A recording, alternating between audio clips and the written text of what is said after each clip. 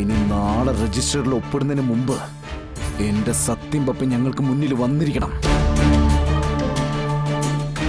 ഇല്ലെങ്കിൽ പിന്നെ നീയൊന്നും ഈ ഭൂമിയിലില്ല. എടാ പട്ടി.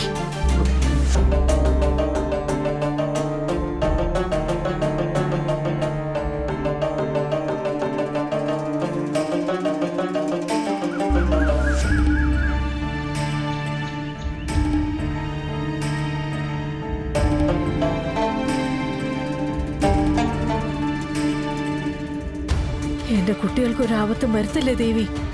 ഒരു ദിവസത്തെ പൂജയല്ല, ഒരു മാസത്തെ പൂജ ഞാൻ നടത്തിയേക്കാം.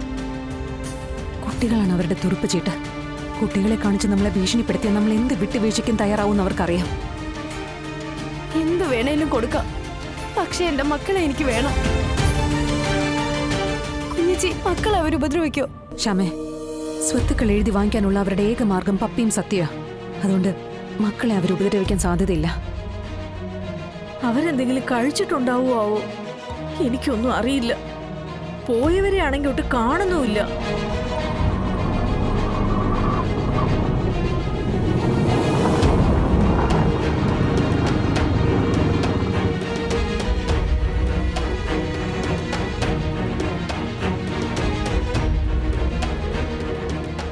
കുട്ടികൾ എവിടെ വിഷ്ണുട്ടാ? മക്കളെ വിട്ടു തന്നില്ലേ അവര്? കുട്ടികളെ അവർ വേറെ എവിടേക്ക് മാറ്റിയിരിക്കുക. രജിസ്റ്റർ ഓഫീസിൽ വെച്ച് രോഹിത് അവർ പറയുന്ന ഡോക്യുമെന്റിൽ ഒപ്പിട്ടാലേ അവർ കുട്ടികളെ തിരിച്ചു തരൂ. അപ്പോ സുസ്മിത ബുദ്ധിപൂർവ്വം കളിക്കുകയാണല്ലേ? അവൾക്കൊരു തിരിച്ചടി കൊടുക്കാൻ നമുക്ക് പറ്റുന്നില്ലല്ലോ വിഷ്ണുട്ടാ. അവരുടെ കയ്യിൽ നമ്മളെ കുഞ്ഞുങ്ങൾ അകപ്പെട്ടിരിക്കുകയല്ലേ, പിന്നെ നമുക്ക് എന്ത് ചെയ്യാൻ പറ്റും അവരെ? ആനു പറ. ബെൻസൺ എന്നൊരാൾ സുസ്മിതയെ വിളിച്ചിട്ടുണ്ട് മാഡം.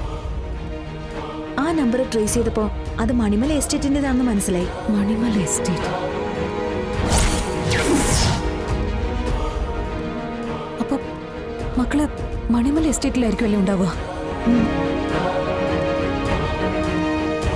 ഈ മണിമല എസ്റ്റേറ്റ് എനിക്കറിയാം. സുസ്മിതയുടെ, ചന്ദ്രബോസിന്റെ, ഉപേന്ദ്രന്റെ ഒക്കെ ബിസിനസ് ഡീൽസ് നടക്കുന്ന സ്ഥലമാ.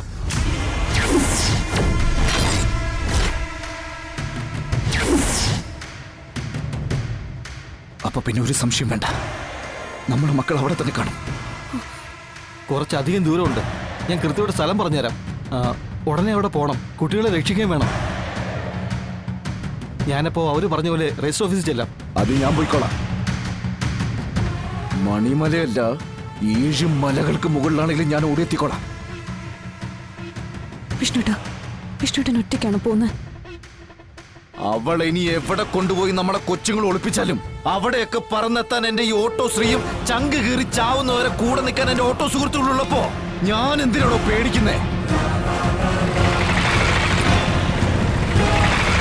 കേരളം മൊത്തം വ്യാപിച്ചു കിടക്കുന്ന ഈ 3 ചക്ര വാഹനത്തിന്റെ ശക്തി എന്താന്ന് തനിക്കറിയോ?